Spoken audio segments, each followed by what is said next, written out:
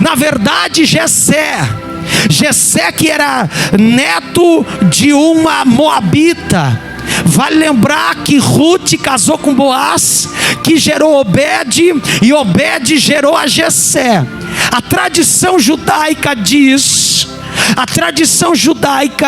diz que houve um momento em que Jessé entrou em parafusos, achando que a linhagem dele, por ser de uma ancestral moabita, a saber Ruth, que a linhagem dele não era abençoada. E algum pensamento entrou na cabeça de Jessé, que a esposa dele, que a Bíblia não fala quem era, porém eu trouxe para você esse dado. O nome dela era Nitvet Bat Adael, ou seja, Nitvet, a Bat é filha no aramaico, filha de Adael. Esse era o nome da esposa de Jessé, mãe de Davi, Nitvet. Ele foi deitar-se com uma concubina israelita para gerar um filho daquela mulher, porque ele pensava que a esposa dele também não era digna de uma linhagem aonde o Messias poderia vir. É claro que tudo foi um ataque maligno sobre a cabeça de Jessé. Só que se você lembrar a história de Tamar lá no livro do Gênesis, a Bíblia diz que os esposos de Tamar faleceram e ela disfarçou-se de prostituta para deitar-se com o sogro dela, Judá, e ter um filho com ele, como acabou tendo um filho com ele. De igual maneira, Nitvet, a mãe de Davi, também fez. Quando o Jessé, diz a tradição, ia deitar-se, pensando ele com a concubina, naquele tempo todo esse ambiente de privacidade, era todo um rito no Oriente Médio. Então quando ele foi deitar-se com ela, a mulher se cobria o seu rosto, toda aquela coisa. Quando ele pensou em estar deitando com a concubina, na verdade a concubina contou para Nitvet, e elas trocaram na hora da relação, e não suspeitando, deitou-se Jessé com a própria esposa dele, Nitvet. Quando ela apareceu grávida, ele acusou ela de adultério. Vai dizer a tradição judaica, dizendo: como que tu está grávida, mulher, se eu não mais deitei contigo? Diz a tradição rabínica que aquela mulher guardou silêncio, porque ela sabia que aquela criança seria diferente. O que é que fez Jessé? Jessé, enraivado, ele pega a esposa grávida e coloca num casebre no fim da propriedade, não mais a procura. Ela também não revela que deitou-se com ele de forma disfarçada. Acontece que essa criança nasce, o nome dele vai se chamar Davi, mas os irmãos de Davi olhavam para aquele menino como um menino bastardo, um menino que não era filho de Jessé, segundo o pensamento deles. Todavia, quando Davi vai escrever o Salmo 51, ele derrama isso. No verso de número 5 ele diz: certamente em iniquidade eu fui formado, e em pecado me concebeu a minha mãe. Isso vai dizer esse texto. Davi está revelando o pensamento dos irmãos dele. Davi também vai dizer em o Salmo 69, verso de número 8: eu sou como um estrangeiro na casa dos filhos da minha mãe, um desconhecido.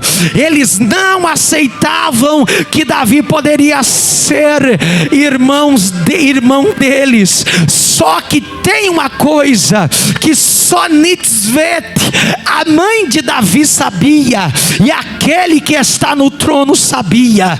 Quando Deus falou a Samuel, vai à casa de Jessé, é o texto que você leu, Josias.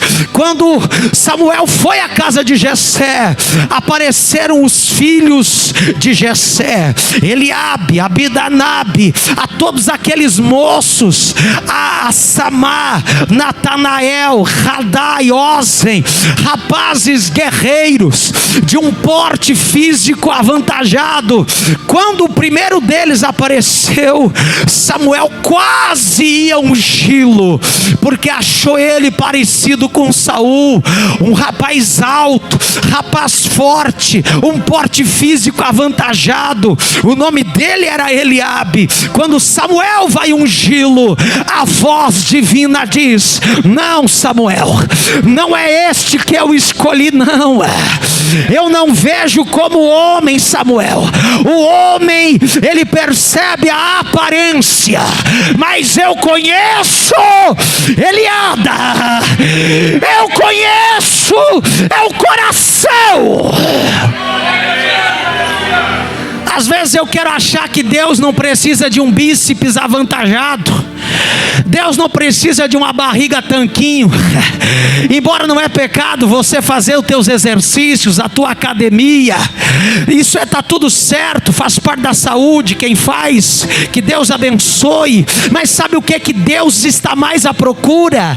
Deus está mais à procura de gente com coração, de pessoas que têm sentimento, que têm capacidade de perdoar, capacidade de amar aquele que lhe feriu. Deus nessa noite é o mesmo Deus da casa de Jessé.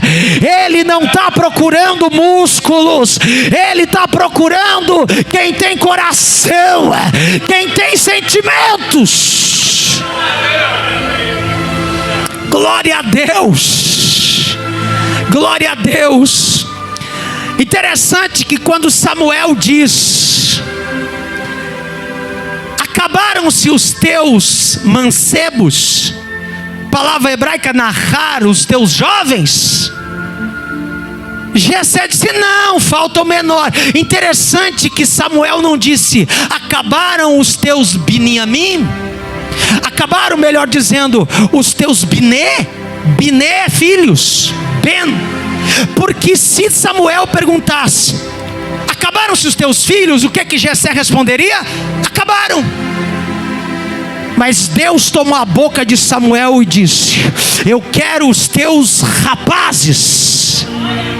Porque quando Jessé disse: meus rapazes, meus moços, a palavra nahar, que pode ser traduzida, Guilherme, para jovens, em hebraico, acabaram-se os teus jovens, os teus rapazes. Ele disse: não, tem o menor. Percebeu como é que Deus faz? Se Samuel pergunta: acabaram os teus filhos, o Jessé ia dar um nó no Samuel, ia dizer assim: olha, acabou, não tem mais filho. Mas Deus conhece Eliada.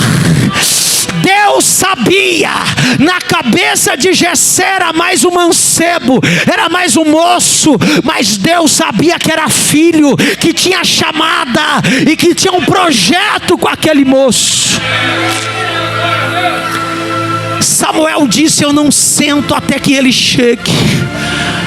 Quando aquele moço veio do campo e chegou na casa de Jessé, o Espírito, o Ruach HaKodesh, o Espírito Santo bradou com Samuel dizendo: fica em pé, porque tu está diante do meu ungido. Xarabacalabaço. Eu estou sentindo o Deus de Samuel aqui. Eu estou sentindo o mesmo Deus que tinha um projeto com Davi, que tirou Davi de trás da malhada, que tirou Davi do anonimato. Vai tirar você do anonimato, vai tirar você de baixo, vai tirar você da humilhação e vai te honrar.